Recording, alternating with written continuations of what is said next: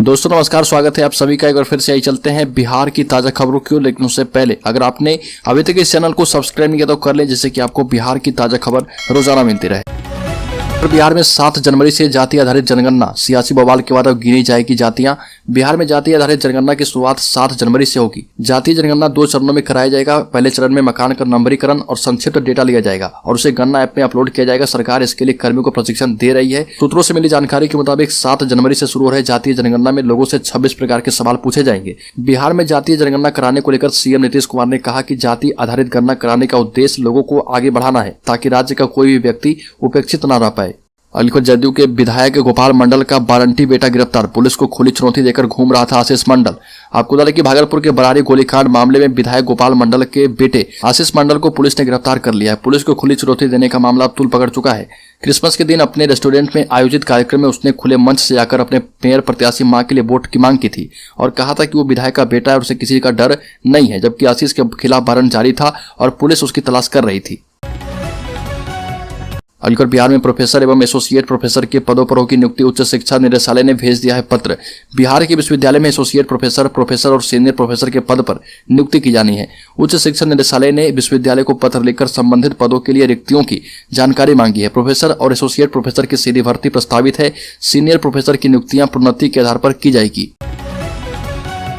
Aligarh BSSC paper leak मामले में दूसरी पाली की परीक्षा भी रद्द होगी। बिहार के शिक्षा मंत्री चंद्रशेखर का बड़ा बयान।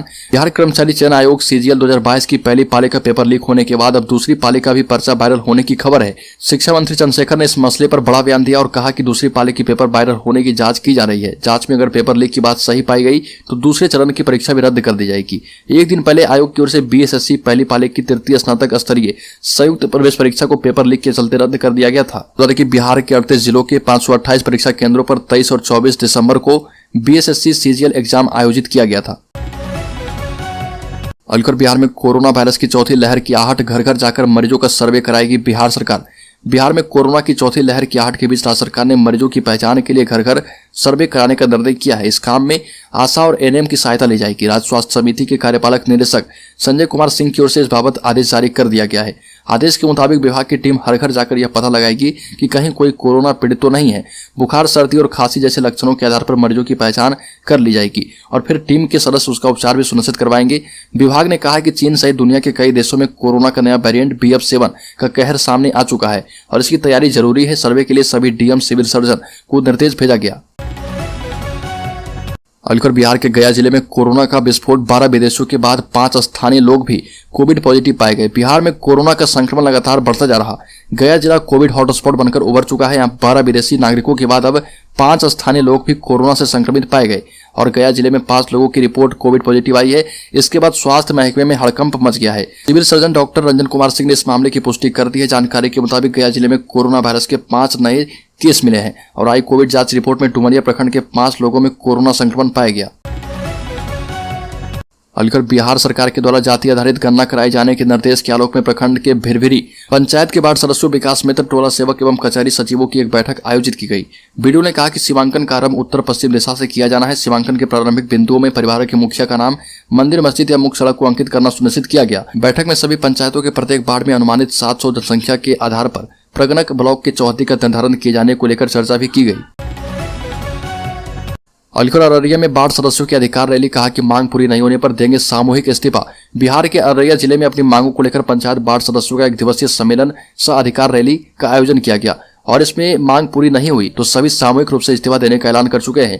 बिहार के अररिया में अपनी मांगों को लेकर वार्ड सदस्य एकजुट हुए। अपनी मांगों को लेकर अररिया के नेताजी सुभाष स्टेडियम में जिले के सभी पंचायत प्रतिनिधि वार्ड सदस्यों का 1 दिवसीय सम्मेलन सह अधिकार रैली का आयोजन किया गया। जिले से आए सभी वार्ड सदस्यों ने अपने अधिकार की बात की।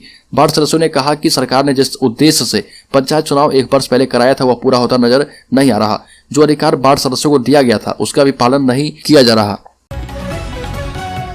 अलीगढ़ अररिया में कस्तूरबा गांधी बालिका विद्यालय के कर्मियों का धरना जारी। बिहार के अररिया में कस्तूरबा गांधी बालिका विद्यालय कर्मी अपनी विभिन्न समस्याओं के समाधान हेतु अररिया के कचहरी परिसर में 1 दिवसीय धरना दिए।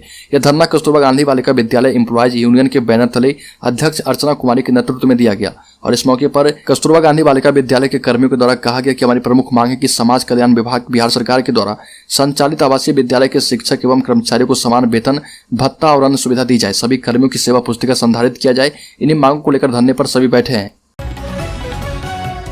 अलीगढ़ बिहार के 8000 शिक्षकों की नौकरी पर लटकी तलवार, सरकार देगी एक आखिरी मौका। बिहार में सरकारी स्कूल के कारनामे की लगातार सामने खबर आती रहती है। खासकर नियोजित शिक्षकों की योग्यता को लेकर हमेशा बवाल होता है। ये वही शिक्षक है जो क्लासरूम में या तो खराटे मारते पकड़े जाते हैं या फिर जांच करने आए अधिकारियों के सवालों पर चुप्पी साध लेते हैं। लेकिन अब इनकी नौकरी पर खतरा मंडरा रहा। राज्य के ऐसे 8000 शिक्षक शामिल हैं जिन्हें खुद को साबित करने के लिए सरकार लास्ट चांस देने जा रही है। इन सभी 8000 शिक्षकों से शिक्षक दक्षता परीक्षा ली जाएगी और इस एग्जाम के आधार पर ही इनकी नौकरी पर फैसला लिया जाएगा। अगर वो इस परीक्षा को पास कर लेते हैं तो अपनी नौकरी कर पाएंगे, लेकिन परीक्षा क्वालिफाई नहीं करने वाले शिक्षकों की नौकरी जा सकती है। 3000 शिक्षकों से पहले ही परीक्षा ली जा चुकी है, लेकिन ये सभी फेल हो गए। 5000 शिक्षक ऐसे भी हैं जिन्होंने दक्षता परीक्षा से दूरी ही बना ली, यानी 5000 शिक्षक परीक्षा में शामिल नहीं हुए। अलीगढ़ लोकसभा में उठा बिहार के सीमांचल में स्कूलों में शुक्रवार को छुट्टी का मामला। संजय जायसवाल ने कहा कि संविधान की धज्जियां उड़ रही है। बिहार के किशनगंज, अररिया समेत सीमांचल के जिलों में सरकारी स्कूलों में शुक्रवार को छुट्टी कराने का मामला लोकसभा में उठा। बीजेपी के प्रदेश अध्यक्ष और सांसद संजय जायसवाल ने लोकसभा में यह मामला उठाते हुए कहा कि बिहार में संविधान की धज्जियां उड़ाई जा रही है। बांग्लादेशी घुसपैठियों से अपना कानून लागू कर रखा है और बिहार सरकार पूरी तरह खामोश बैठी है। लोकसभा में संजय जायसवाल ने कहा कि बिहार में संविधान की धज्जियां उड़ रही है। सरकारी स्कूलों में रविवार को छुट्टी होने का नियम है, लेकिन बिहार के सीमांचल के किशनगंज, अररिया और पूर्णिया जैसे जिलों के मुस्लिम बहुल इलाकों में शुक्रवार को छुट्टी दी जा रही है। संजय जायसवाल ने कहा कि शुक्रवार को छुट्टी कर उस दिन के मिड डे मील का भी घोटाला किया जा रहा।